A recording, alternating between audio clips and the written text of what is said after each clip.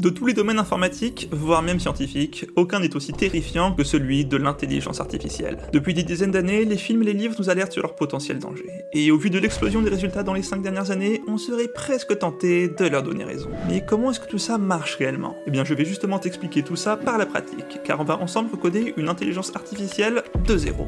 Quand les scientifiques ont voulu créer un ordinateur intelligent, ils se sont inspirés de ce qui se fait de plus intelligent sur cette Terre. Nous, ou plus précisément notre cerveau. Et donc comme dans notre cerveau, la base de toute intelligence artificielle, c'est le neurone. Et ça tombe bien parce qu'un neurone pour le coup c'est pas très compliqué. Il faut juste le voir comme un truc qui contient un nombre, généralement entre 0 et 1, ce qui représente à quel point il est activé ou pas activé. Bon, mais un neurone tout seul, ça sert à rien, car ce qui est intéressant avec les neurones, c'est qu'ils peuvent s'influencer entre eux. Par exemple là, si je mets le neurone A à gauche du neurone B et que je les relie, le neurone A va pouvoir influencer le neurone B. Plus précisément, l'arête qui les relie va avoir un coefficient qui va lui être associé. Si ce coefficient est positif par exemple, alors plus le neurone A est activé, plus le neurone B est lui aussi activé. Mais s'il est négatif, alors plus le neurone A est activé, moins le neurone B est activé.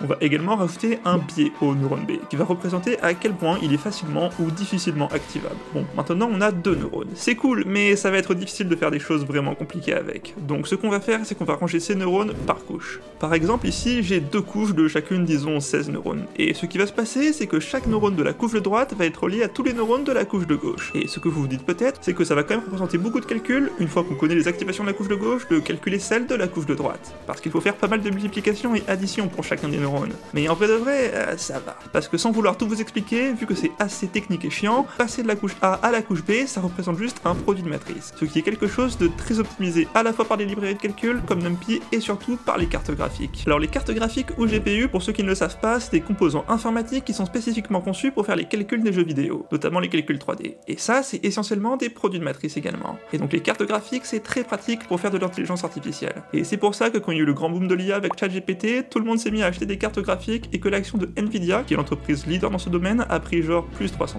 Malheureusement, moi, sur mon vieux PC portable, j'ai pas de carte graphique autre que celle incluse par défaut dans mon microprocesseur, qui est un peu toute pourrie. Mais c'est pas tellement un problème parce que si je vais sur Google Colab, je peux utiliser les cartes graphiques de Google pour exécuter mes tests. Alors je suis évidemment limité dans leur utilisation, mais vu ce qu'on va faire aujourd'hui, ça devrait pas poser de problème. Et donc si maintenant je veux coder une couche de neurones, donc en anglais ça s'appelle layer, c'est justement assez simple, ça consiste juste en ces quelques lignes de code. D'ailleurs, il faut noter que j'utilise PyTorch, qui est l'une des, si ce n'est la meilleure librairie Python pour faire de l'IA. Et donc PyTorch met déjà à ta disposition des couches de réseau de neurones toutes faites. Mais vu le titre de la vidéo, je vais quand même les recoder de zéro.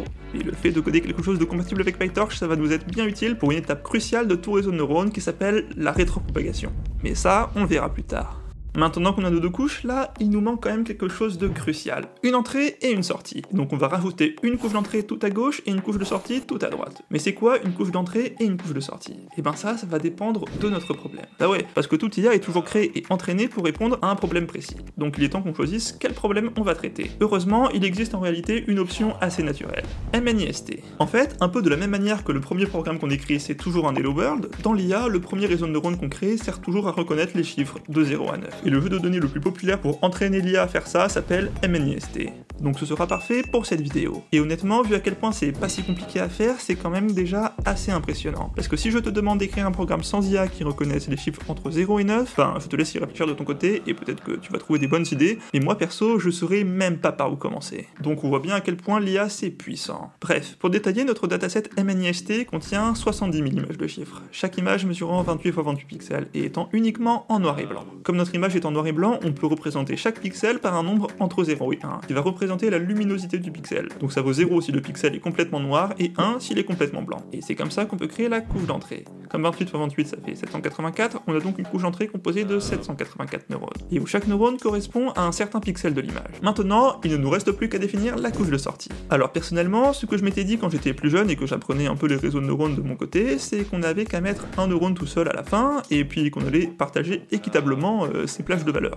Genre si c'est entre 0 et 0,1 alors c'est 0, si c'est entre 0,1 et 0,2 alors c'est 1, etc., etc., etc. Et que le réseau de neurones n'avait qu'à se débrouiller après pour nous renvoyer la bonne valeur. Mais en réalité, notre réseau de neurones c'est pas un magicien. Genre il peut réussir à faire beaucoup de choses, mais il faut toujours essayer de rendre sa tâche le plus facile possible. Donc le meilleur moyen de faire ça, c'est de mettre une couche de 10 neurones en sortie, et où le neurone 1 reflète à quel point le neurone pense que c'est un 1, le neurone 2 reflète à quel point il pense que c'est un 2, etc., etc. Le chiffre prédit sera alors celui dont le neurone a la plus grande activation. Avant de tester notre réseau de neurones, il ne faut pas oublier de rajouter des fonctions d'activation d'activation sur chacune des couches intermédiaires. En gros, si on laisse notre réseau comme ça, on peut montrer qu'il ne permet pas d'exprimer plus de choses que s'il n'y avait aucune couche intermédiaire. Il faut donc qu'on rajoute ce qu'on appelle une fonction d'activation sur chaque couche intermédiaire. Et la fonction d'activation la plus commune, c'est l'activation relue, qui va juste couper toutes les valeurs négatives et les remettre à 0, tandis que les valeurs positives sont inchangées. Ok, et ben on a notre réseau de neurones au complet, et je peux donc le programmer. Ensuite, je fais une fonction de test pour tester la précision de notre réseau de neurones, donc sa précision ou accuracy en anglais, c'est son pourcentage de prédiction réussie. Bon, allez, on peut espérer un truc au moins supérieur à 50%, et là on a... Oh... Ah oui.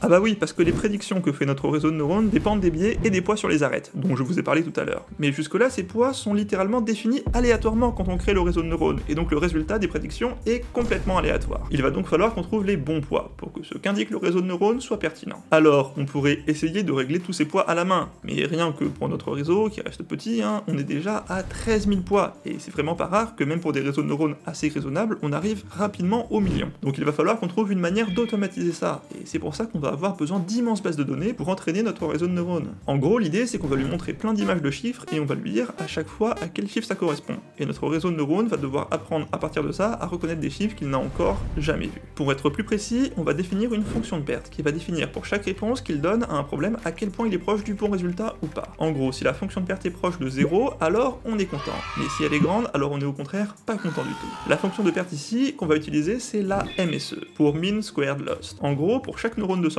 on calcule la différence avec notre sortie idéale, qu'on définira plus tard. Et on la met au carré. Puis on fait la moyenne de tout ça, et c'est ça notre perte. Pour voir si t'as bien compris, je vais te poser un petit quiz. Qu'est-ce que c'est à ton avis notre sortie idéale quand on donne en entrée au réseau de neurones une image de 5 par exemple? Bon, et bien ici c'est d'avoir que des zéros partout, sauf sur le 5e neurone, où on a un 1. En gros, il est sûr à 100% que c'est pas aucun des autres chiffres que le 5, et il est sûr à 100% que c'est un 5.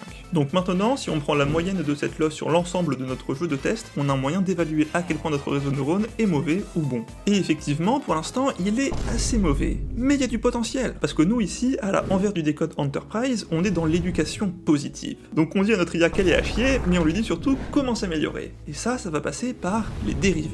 Et pour bien t'expliquer comment ça marche, on va dans un premier temps fixer tous les poids de notre modèle, sauf un. En gros, les autres poids, on va supposer qu'on peut pas les bouger, et il va maintenant falloir qu'on trouve la valeur du seul poids qu'on peut ajuster, afin d'avoir le meilleur modèle possible. On a alors face à nous une certaine fonction qui prend en entrée la valeur du poids qu'on peut bouger, et retourne en sortie la perte du modèle quand notre poids est fixé à la valeur en entrée. Et ce qu'on veut, nous, c'est donc trouver la valeur du poids qui minimise cette perte, et c'est là qu'on va avoir accès à la dérivée de notre fonction. Alors pour ceux qui ne connaissent pas ce que c'est que la dérivée d'une fonction, dites-vous juste que c'est une autre fonction qui va représenter à quel point notre fonction augmente vite ou descend vite. En gros, si en un point notre fonction elle augmente super vite, un peu comme mon nombre d'abonnés par exemple si tu appuies sur ce gros bouton rouge, et ben la dérivée en ce point de notre fonction elle sera très grande et très positive. Alors que si notre fonction elle diminue mais pas très vite, et ben elle sera un peu négative mais pas des masses non plus. Et ça c'est super utile, parce que ça nous dit que si par exemple la dérivée du point où on est négative, alors on sait qu'il faut aller vers la droite pour faire diminuer notre fonction d'erreur. Pour être plus précis, on va commencer à un endroit aléatoire, puis on va calculer la dérivée de notre fonction de perte et se déplacer de moins notre dérivée fois une certaine constante positive, qu'on va appeler notre learning rate,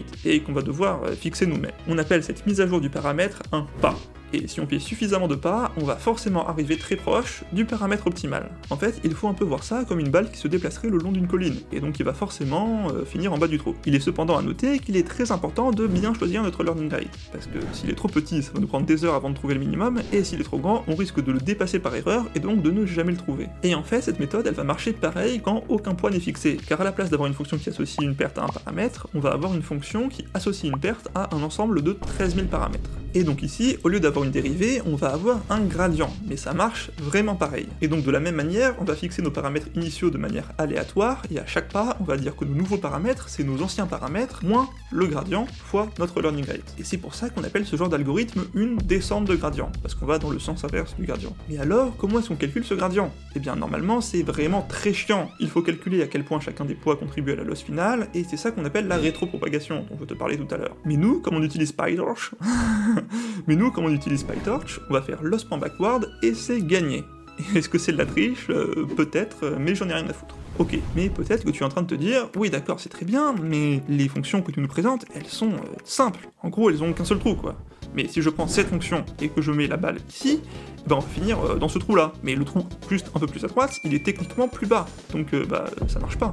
Et oui, tu as parfaitement raison. En fait, ce que tu es en train de dire, c'est que tout minimum local n'est pas forcément un minimum global. Et la descente de gradient nous garantit de trouver un minimum local, donc un trou quoi, mais pas forcément un minimum global. C'est-à-dire le trou le plus bas. Mais c'est là que la façon dont on a défini notre fonction de perte est intéressante. Parce que c'est ce qu'on appelle une fonction convexe. Et les fonctions convexes ont une propriété très intéressante, qui est qu'elles n'ont qu'un seul minimum local, qui est donc forcément aussi le minimum global. Donc on n'a pas ce problème. Alors évidemment, la mean squared loss n'est pas la seule fonction de perte qui vérifie cette condition, et c'est même pas forcément la plus adaptée à notre problème, pour être honnête. Mais c'est la seule explicable facilement, donc c'est celle qu'on va utiliser. Par contre, ce qu'il faut retenir, c'est qu'en IA, on essaye quasiment tout le temps d'avoir des fonctions de perte convexes, car quand ça l'est pas, ça devient tout de suite beaucoup plus chiant. En réalité, ce que je viens de dire est pas complètement exact. Donc je laisse un message à l'écran pour les connaisseurs, mais pour les autres, dites-vous juste que globalement c'est l'idée quand même. Bon, eh bien je crois que j'ai tout expliqué à quelques détails techniques pas vraiment importants près, et je peux donc maintenant coder tout ça. On lance donc l'entraînement et on voit qu'on arrive à 92-93% d'accuracy. Alors c'est plutôt satisfaisant a priori, mais il y a quelque chose auquel on doit faire gaffe, et c'est à ce qu'on appelle l'overfitting. En gros, le principe c'est que si je prends un réseau suffisamment grand et que je l'entraîne suffisamment longtemps, je vais forcément en gros arriver à 100% d'accuracy. Mais ça veut pas dire que c'est un bon réseau, parce que ce qui risque de se passer dans ce cas-là, c'est que notre réseau va apprendre les cas un par un, sans réellement comprendre ce qui se passe derrière. En gros, il apprend à reconnaître les zéros qu'on lui fournit, mais pas à reconnaître n'importe quel zéro, à reconnaître un peu l'essence de ce qui fait un zéro. Et donc si on lui donne un zéro qu'il a jamais vu, notre IA va raconter n'importe quoi. Et c'est ça qu'on appelle l'overfitting. C'est pour ça qu'on divise toujours notre jeu de test en deux, avec d'un côté notre jeu d'entraînement, sur lequel on va justement entraîner notre IA, et d'un autre côté un jeu de test qui va nous permettre de voir si notre IA performe bien sur les données qu'elle n'a jamais vues auparavant. Comme ça, si notre IA se met à overfit, on pourra le détecter grâce à notre jeu de test et arrêter l'entraînement avant que ça n'empire. Ok, donc rajoutons le jeu de test, et on voit heureusement que ça n'a pas overfit, on est aussi autour de 92-93% pour le jeu de test, ce qui est pas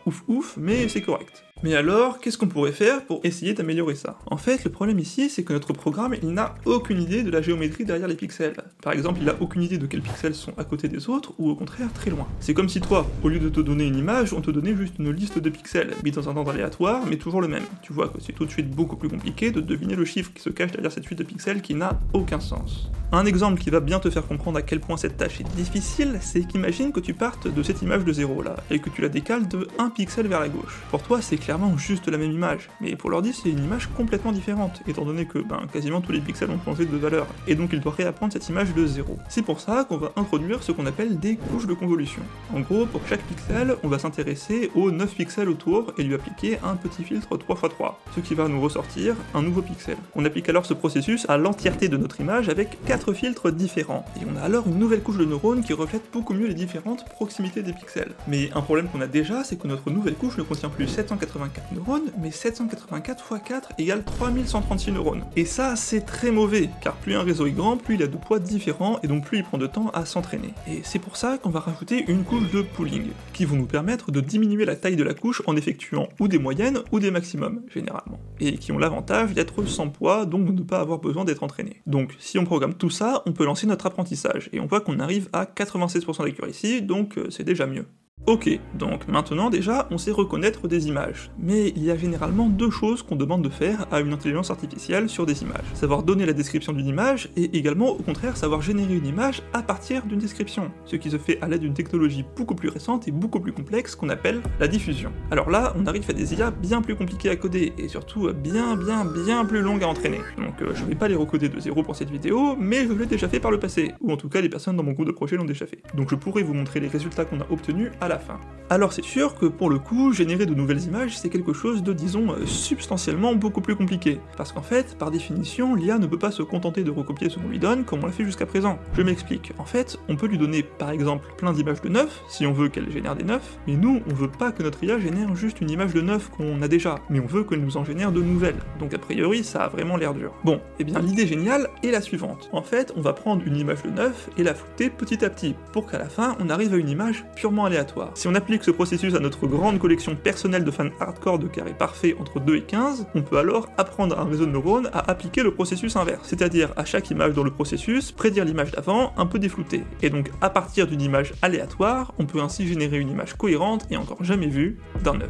Mais alors, peut-être que tu te dis que ça te paraît quand même un peu bullshit. Après tout, je te répète depuis le début qu'une IA c'est pas un truc magique, et qu'il faut faire en sorte que la tâche qu'on lui demande soit le plus facile possible. Or là, ça a clairement pas l'air simple. Mais en fait, il y a une vraie raison pour laquelle ce que je t'ai décrit juste avant marche. Imaginons donc qu'une image ce soit un point en 2D. En réalité, il y a beaucoup plus de dimensions que ça, mais imaginons ça pour simplifier. On se rend compte alors que les images valides de 9, ce n'est qu'une très petite partie de toutes les images possibles. Et quand on part d'une image aléatoire, le réseau de neurones ne fait que prédire la direction dans laquelle on doit aller pour se rapprocher de l'espace des images valides de 9. Ok, donc on avait justement codé tout ça. Et quand on le laisse entraîner pendant beaucoup trop longtemps, on obtient ce résultat que je trouve vraiment plutôt bien perso. En tout cas, si tu trouves pas ça ouf, sache que pour le coup, c'est vraiment pas de ma faute. Alors c'est sûr que là, on est encore assez loin des véritables générateurs d'images à la ChatGPT ou à la DALL-E, étant donné que eux peuvent s'adapter aux prompts que tu leur donnes, alors que nous, on peut juste générer un œuf. Mais comme ça te donne au moins une idée générale de comment ça marche. Alors une grosse controverse qu'il y a sur ces générateurs d'images, c'est que certains les considèrent comme du vol.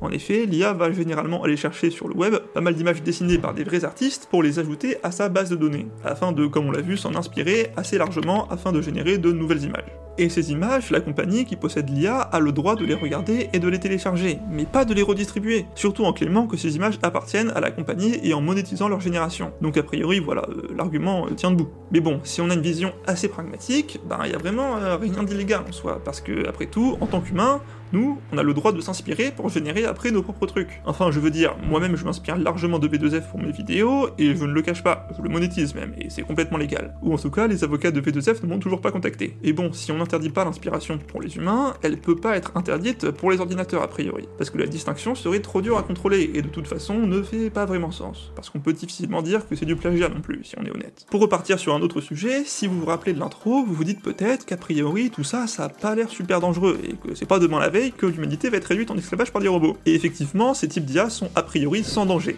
Mais les IA qui pourraient bien par contre représenter un problème plus tard sont les IA qui apprennent par renforcement.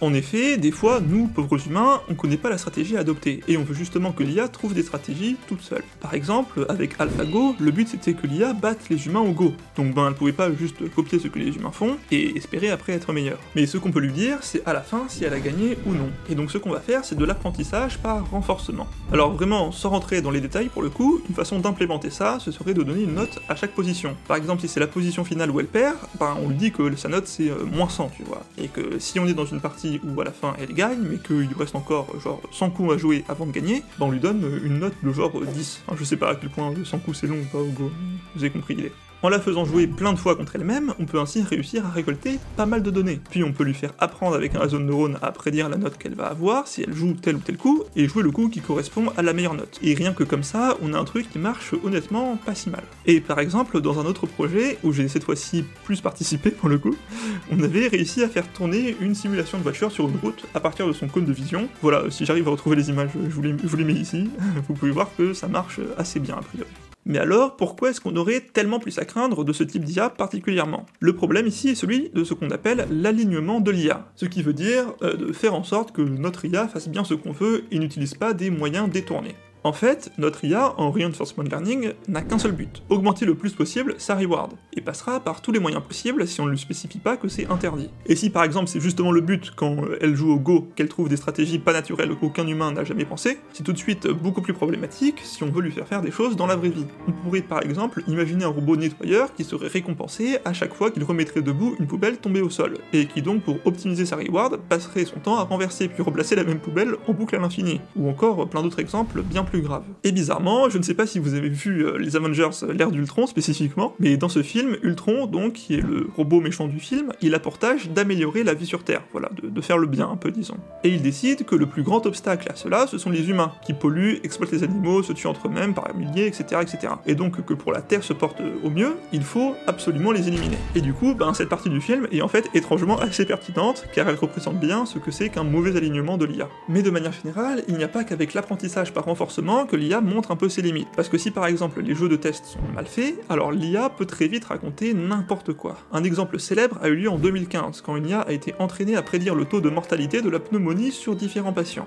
et elle a appris que les asthmatiques avaient un meilleur taux de survie, et donc elle déconseillait de les hospitaliser. Ce qui, bon, je suis pas médecin, mais ça a quand même l'air un peu louche, hein. Mais en fait, c'est juste que les asthmatiques étaient pris en charge en priorité, donc voilà, ça prouve bien qu'il faut faire attention. Mais de manière générale, c'est très facile de tromper un réseau de neurones si on a accès à son code et à ses poids. Notamment, par exemple, pour les IA de reconnaissance d'image. Même pour les meilleurs, c'est très facile de leur faire croire que n'importe quoi est un autre n'importe quoi. Par exemple, notamment, c'est aussi un truc que j'avais déjà fait en TP, et où on prenait une image de chat, et on avait un système de reconnaissance d'image vraiment state of the art, quoi. Et le but c'était, on partait d'une image de chat, il fallait changer l'image de chat un tout petit peu, genre vraiment toi tu faisais pas la différence avec l'ancienne image, quoi, et la pouf, il te disait que l'image de chat c'était genre une Clio 2008, tu vois, tout d'un coup. Donc ouais, de mon point de vue, ça prouve qu'il y a un problème de sûreté, disons, un peu dans l'IA. Ce qui est vraiment, c'est pas juste les programmeurs qui sont derrière qui sont nuls, tu vois. De toute façon, les gens qui font les trucs state of the art comme ça, ils sont vraiment pas nuls, c'est que des gigafrappes, hein. Mais voilà, il y a l'air d'avoir un problème fondamental dans le principe même de l'IA, qui fait que c'est impossible qu'elle fasse jamais de conneries. Et donc, est-ce qu'on pourra vraiment un jour lui donner des responsabilités importantes comme conduire une voiture ou gérer la bourse, en sachant qu'elle peut faire n'importe quoi à tout moment? Ben, honnêtement, de mon point de vue, c'est vraiment pas sûr.